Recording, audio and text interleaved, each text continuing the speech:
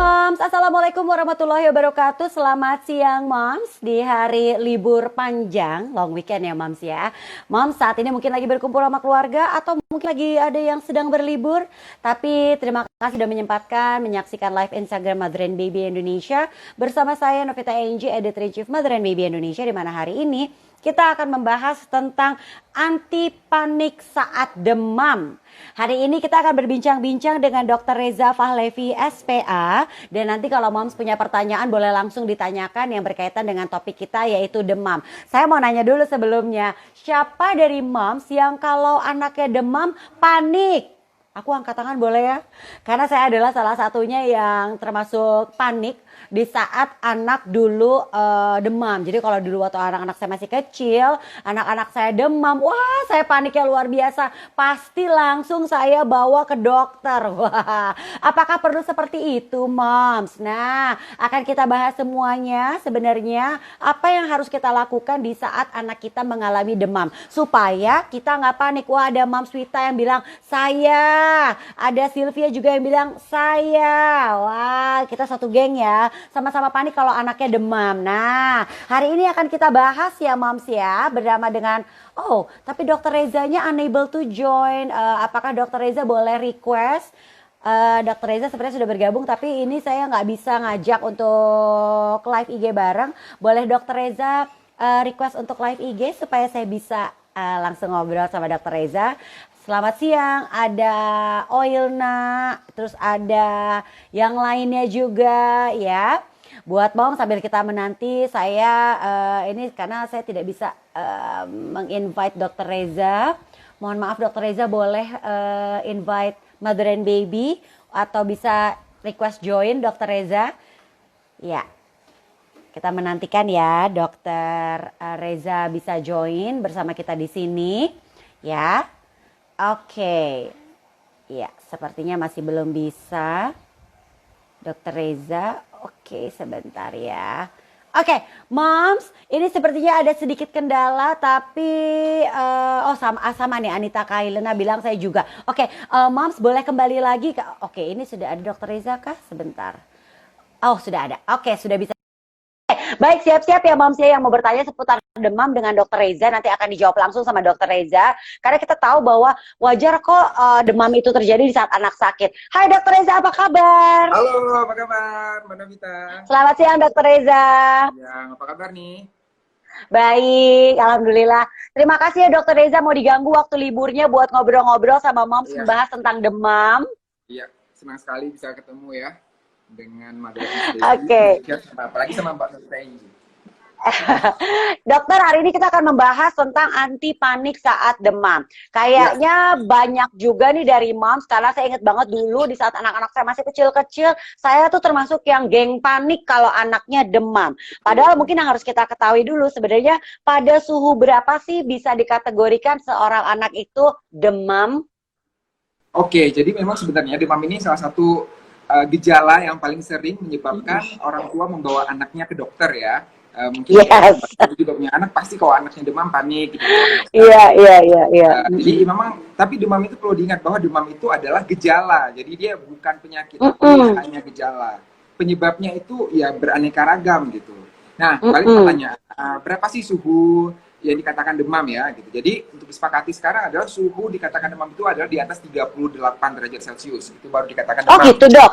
Ada 37,5 sampai 38 itu dikategorikan sebagai demam subfebris. Artinya di bawah demam gitu. Tapi udah meningkat di atas suhu normal juga. Karena kan suhu normal anak itu 36,5 sampai 37,5 ya. Itu suhu normalnya. Jadi 37,5 ke 38 itu adalah subfebris. Sedangkan di atas 38 baru dikategorikan sebagai demam, Mbak.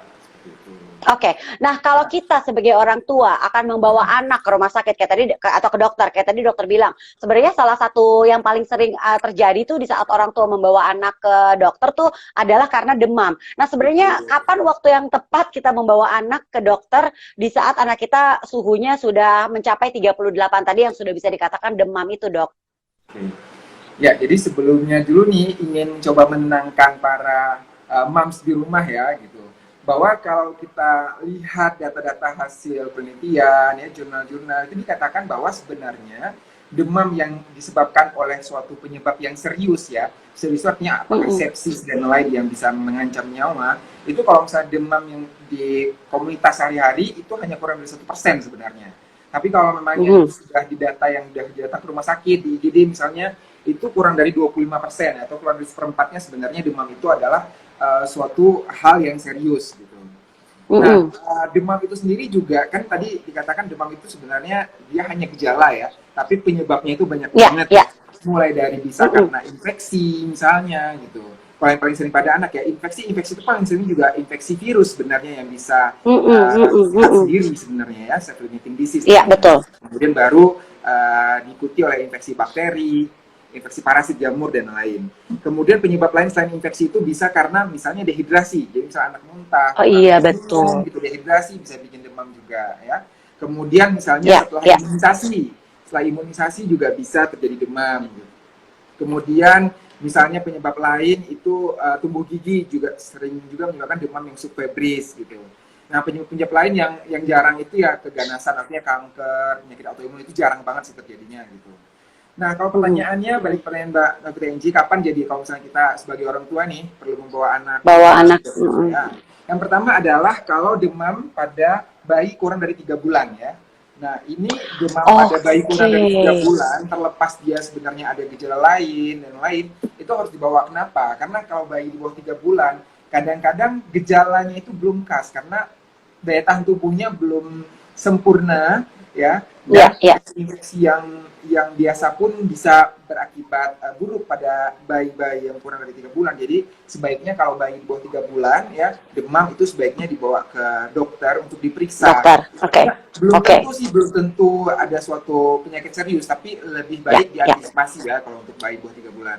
Atau bayinya memang ada kondisi tertentu gitu, misalnya ada katakanlah bayi terlahir dengan kelainan kongenital, ada cacat kongenital. Nah, bayi-bayi yang ada dalam tanda kutip keadaan khusus ya, kondisi penyakit khusus itu juga kalau demam lebih baik dibawa ke dokter untuk pemeriksaan lebih lanjut. Nah, kalau misalnya bayi untuk di atas 3 bulan nih, kapan kita perlu bawa ke dokter ya?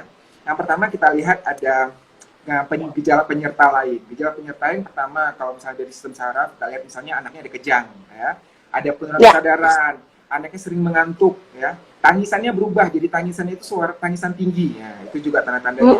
Ada kelainan pada kulit, misalnya anaknya terlihat pucat, biru, kuning, atau terlihat ada ruang-ruang kemerahan ya, ada bengkak atau kemerahan pada lokasi tubuh tertentu.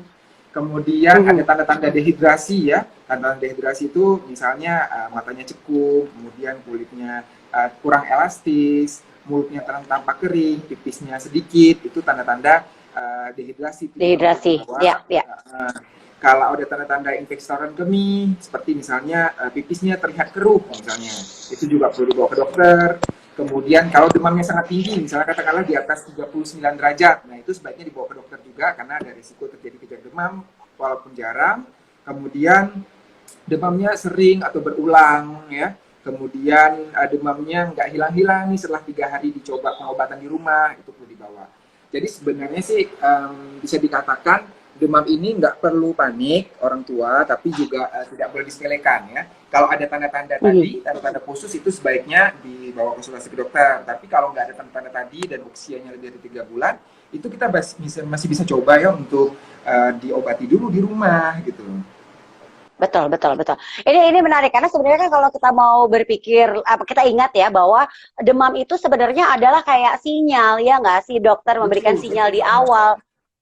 Iya kan dokter. Nah tadi dokter juga sempat menyinggung soal kalau memang ada tanda-tanda kejang gitu, atau memang ada beberapa anak kan yang memang istilahnya kita mungkin mengenalnya sebagai orang tua step gitu kan ya. Jadi tuh kalau panas tuh pasti step. Karena saya ingat sekali sahabat saya anaknya tuh belum sampai panas 38 tuh baru 37,8 aja udah step dokter. Padahal kan kadang-kadang kita tahu bahwa panas tinggi itu tuh yang sampai step itu tuh biasanya panasnya udah 40 gitu kan. Nah itu mengenali kebiasaan itu juga penting ya dokter ya. Jadi di saat mungkin anaknya mungkin emang udah punya riwayat step, baru 37,8 udah step, nah itu boleh dibawa ke dokter juga ya dok ya?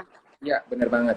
Jadi kalau untuk kejang Iya, demam ini sebenarnya dia kan terjadi normalnya ya di atas 38,5 itu biasa terjadi. iya, iya, Cuma iya, kalau misalnya iya. ada faktor-faktor tertentu, misalnya di riwayat sebelumnya, di keluarganya ada riwayat kejang demam juga, atau misalnya dia ada kakaknya juga dulu riwayat kejang demam ya, atau memang terlahir dengan ada kelainan tertentu. Nah itu perlu lebih waspada tadi ya.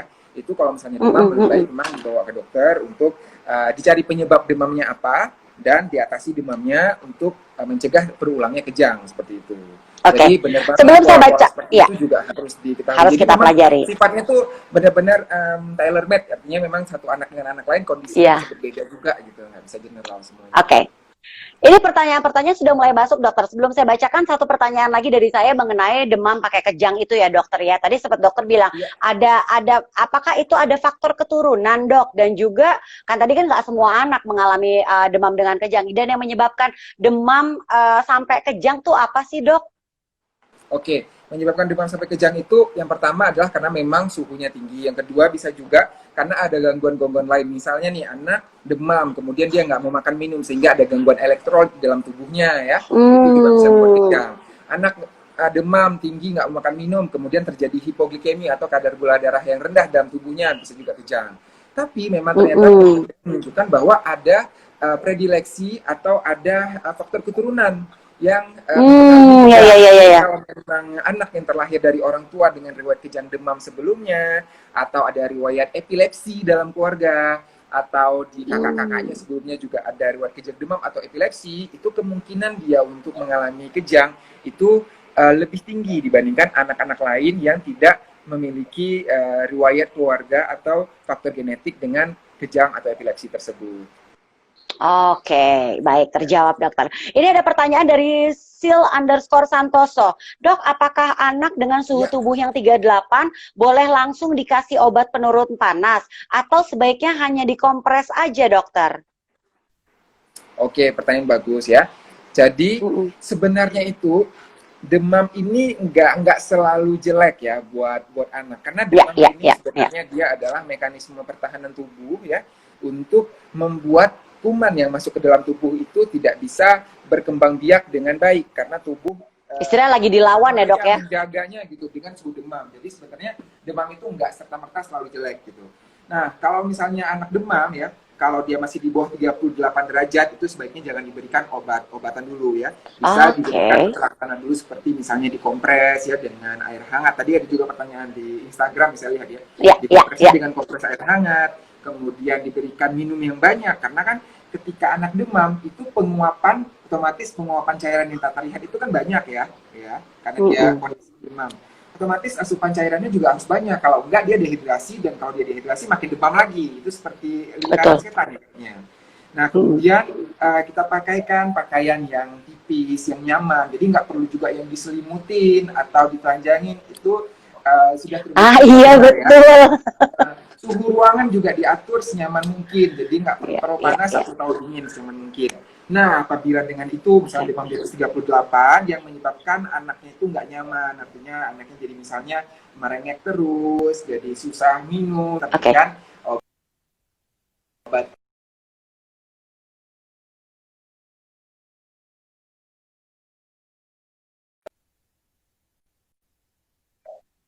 Ya. Oke. jawab kira-kira Mbak. Ya, baik. Oke, terima kasih dokter. Dan pertanyaan berikutnya dari, wah ini Ibu Noya Yusuf Akmal. Oh, ini ibunya kayaknya anak ketiga ya. Ini bertanya seperti ini, untuk penanganan pertama dan obat-obatan yang wajib ada di rumah, untuk pertolongan pertama pada bayi demam apa dok? Dan dosisnya seperti apa? Untuk usia 1 tahun juga seperti apa? Untuk anak di bawah 7 tahun seperti apa? Apakah ada perbedaan? Karena ini kan tadi anaknya 3 nih, bayi, Betul. balita, lalu tadi anak yang sudah di atas balita atau masuk anak SD gitu loh dok. Karena ini menarik juga kan banyak mungkin dari moms yang juga bingung ini sebaiknya yang harus kita sediakan tuh adalah yang jenis paracetamol atau yang jenis ibuprofen ya kan karena ada lagi tuh kan ya dok jenis-jenis untuk menurunkan panas ya dok. Iya, oke. Jadi sebenarnya moms boleh pilih ya, boleh paracetamol Ya. atau boleh ibuprofen. Nah, dosisnya itu sebenarnya itu sangat tergantung pada berat badan anaknya. Jadi kalau misalnya di dokter kita Ya, ya, ya. dosis berdasarkan berat badan anaknya. Kalau misalnya untuk paracetamol itu 10 sampai 15 mg per kilogram berat badan. Kalau ibuprofen itu 5 sampai 10 mg per kilogram berat badan. Cuma kadang kan kita juga susah ya kalau menghitung seperti itu. Nah, jadi cara mudahnya adalah kalau misalnya moms punya bayi di rumah ya, bayi kurang dari 1 tahun, itu lebih baik menyediakan yang sediaan drop ya. Sediaan drop itu kan dia 0,1, 0,2, 0,3 mili ya, gitu kan lebih mudah karena volumenya nggak terlalu besar tapi lebih mudah juga diberikan untuk bayi gitu. Nah, diberikannya itu bisa dilihat takaran dari obatnya gitu. Jadi untuk usia kurang dari 6 bulan berapa cc, berapa mili, untuk lebih dari 6 bulan berapa mili gitu. Tapi kurang lebih kalau misalnya nih anaknya 8 kilo, maka diberikannya 0,8 mili. Kalau anaknya 9 kilo, 0,9 mili. Kalau anaknya 10 kilo, 1 mili. Kalau anaknya 5 kilo, 0,5 mili. Kurang lebih itu yang drop ya. Nah, kalau anaknya udah di lebih dari 1 tahun, itu kita sediakan yang bentuknya sirup ya. Bentuknya sirup itu dia takarannya itu lebih besar ya. 5 mili itu biasa 125 mg ya. 5 mili itu 5 mili 1 sendok obat ya. Itu kurang lebih untuk anak kurang lebih 10 kilo ya. Kurang lebih. Jadi kalau misalnya 10 kilo diberikan 1 sendok, 5 mili, ya. Kalau 20 kilo 2 sendok seperti itu. Nah, kalau misalnya bingung juga, biar pasti, karena kan obat-obat ini juga kalau diberikan berlebihan memiliki efek samping.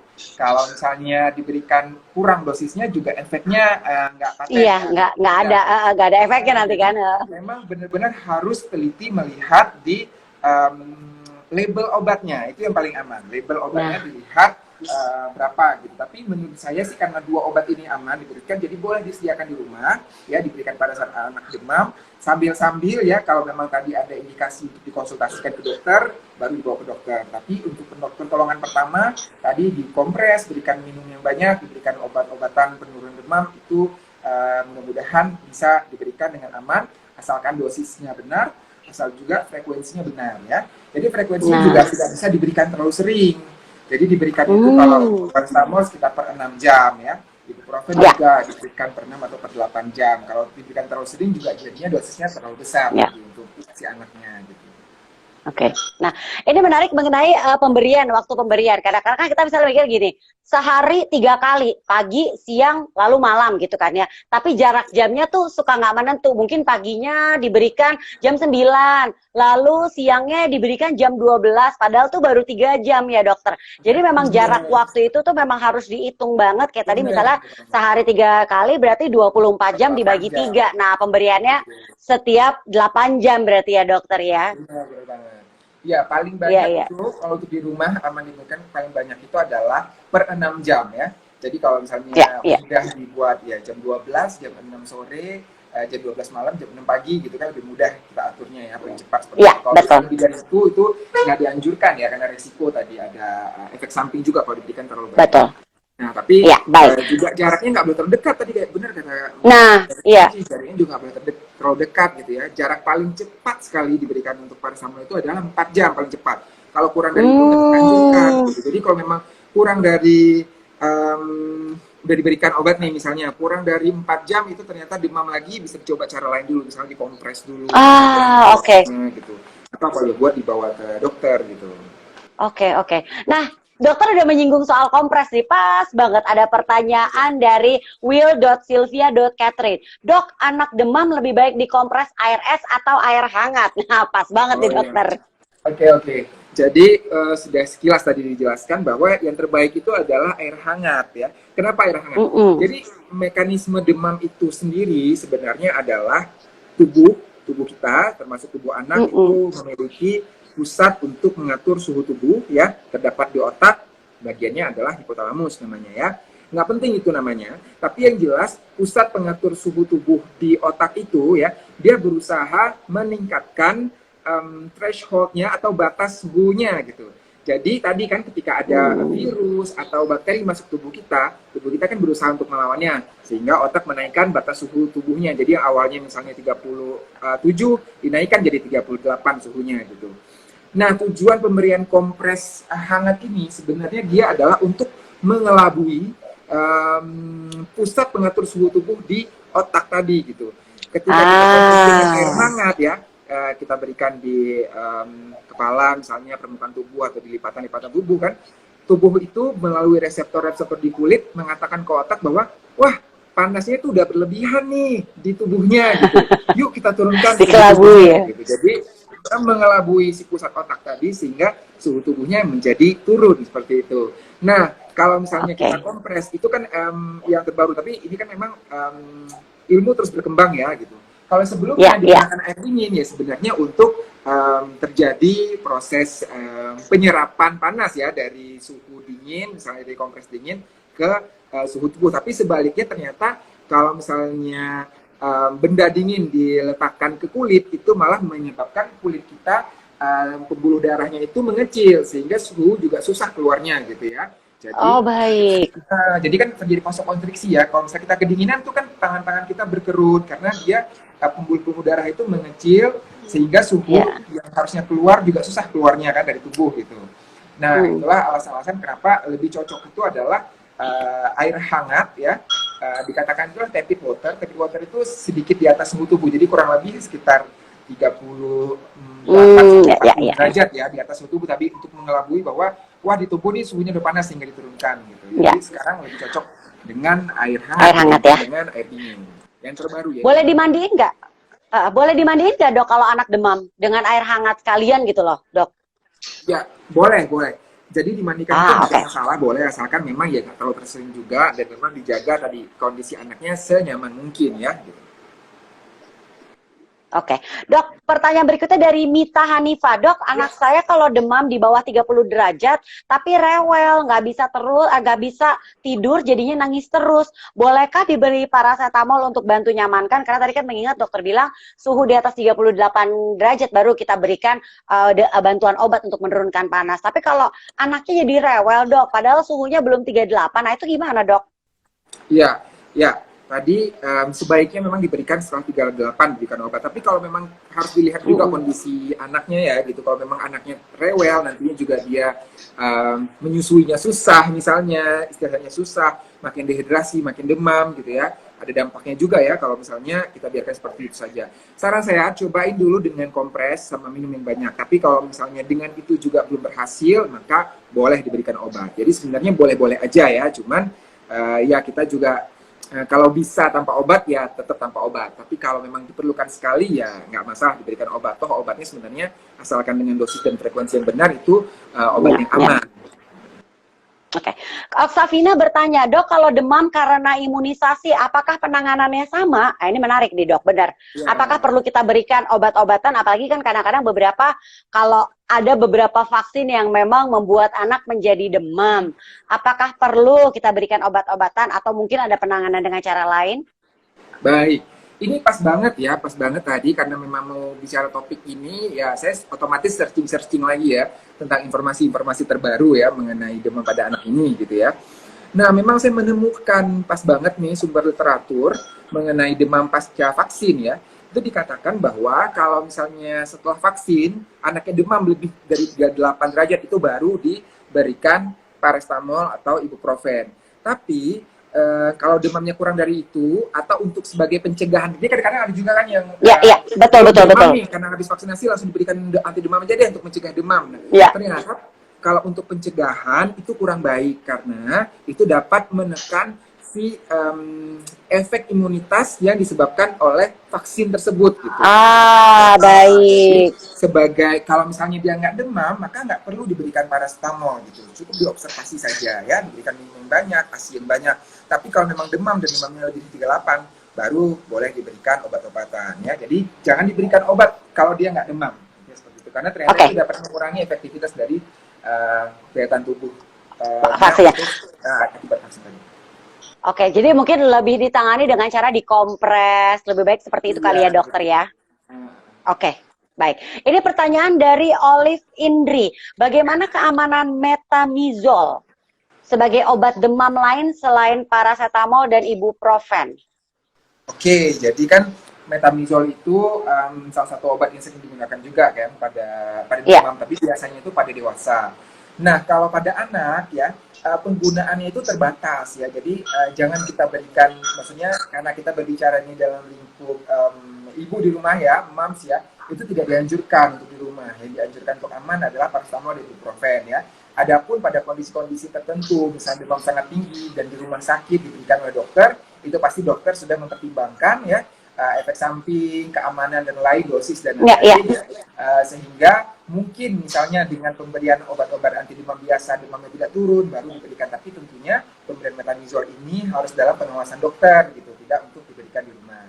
Jadi untuk diberikan di rumah pilihannya yang paling aman adalah paracetamol dan ibuprofen. Ya, obat-obatan yang over the counter ya dok, biasanya yang paracetamol sama ibuprofen ya dokter ya. Oke, nah ini ada pertanyaan dari Eve_Nella. Dok, apa yang menjadi pertimbangan dokter memberikan obat antibiotik tanpa periksa darah atau lab di saat anak demam, dok? Ya, terima kasih pertanyaannya.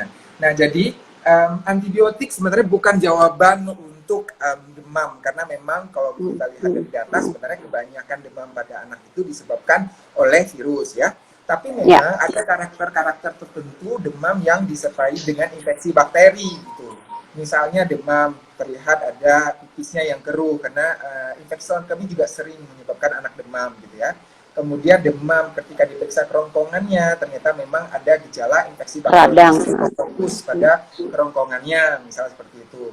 Kemudian demam dilihat pada kulitnya misalnya ada luka atau abses ya. Nah, kondisi-kondisi tertentu yang meyakinkan dokter bahwa itu merupakan kondisi infeksi bakteri ya, atau mungkin keluar cairan dari telinga, nah itu kan infeksi bakteri ya, nafas pneumonia, nah itu infeksi bakteri, itu diberikan antibiotik ya. Nah tapi memang sebaiknya pemberian antibiotik ini kan melalui tadi dokter udah menanyakan dengan detail, kemudian memeriksa ya, bila perlu ada pemeriksaan lab dan pemeriksaan urin misalnya atau pemeriksaan ronsen tambahan gitu.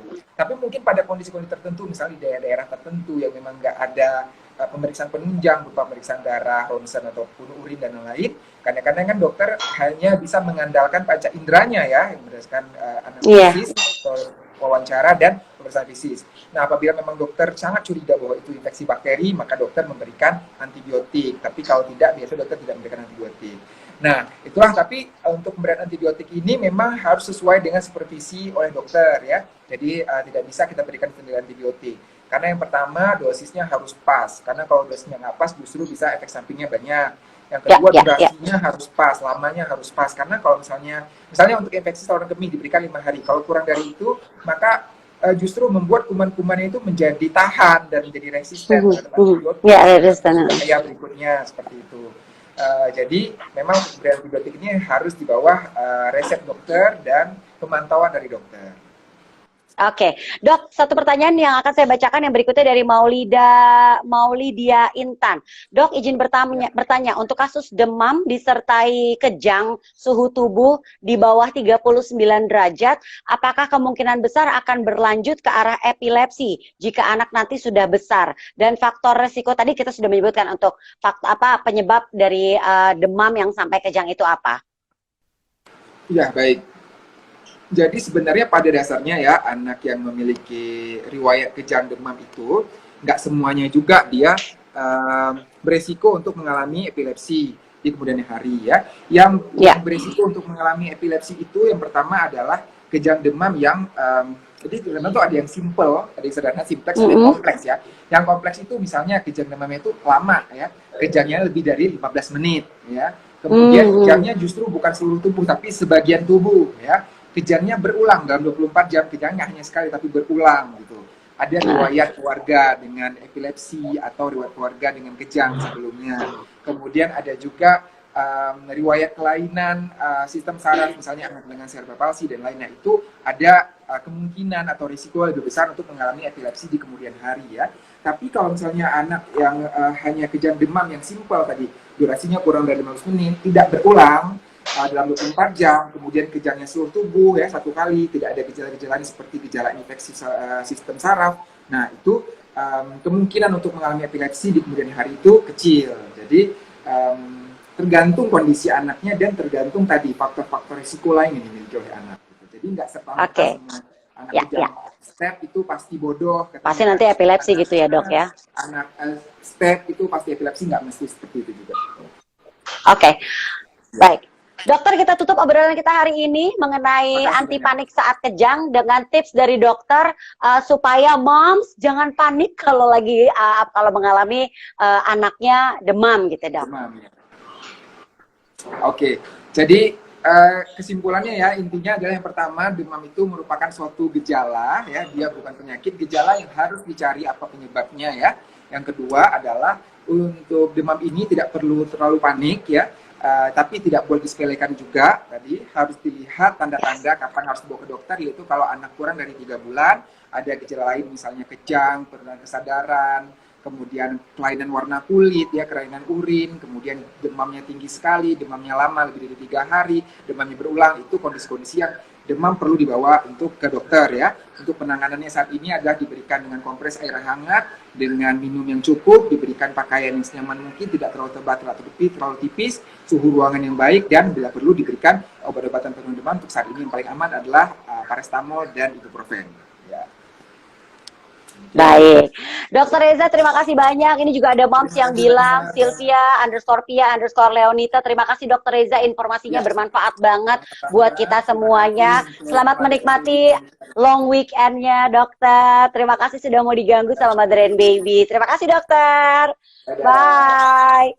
Bye. Baik, moms. Jadi tadi sudah kita mendapatkan tips dan juga penjelasan mengenai demam. Jadi supaya kita sebagai ibu tidak perlu terlalu panik di saat anak kita demam. Tidak boleh disepelekan, tapi tidak perlu panik ya. Moms bisa membaca tentunya artikel-artikelnya di Mother and Baby di website kita www.motherandbaby.co.id, dan jangan lupa juga follow Twitter kita ya, Mother Baby IND. Nanti juga akan ada rangkuman dari obrolan saya bersama dengan Dokter Reza, dan yang pastinya juga jangan lupa juga untuk moms follow Facebook kita dan juga YouTube kita di Mother and Baby Indonesia. Saya Novita Inji sekali lagi mengucapkan terima kasih. Selamat menikmati long weekend Anda, moms. Sampai ketemu lagi. Wassalamualaikum warahmatullahi wabarakatuh. Bye, moms.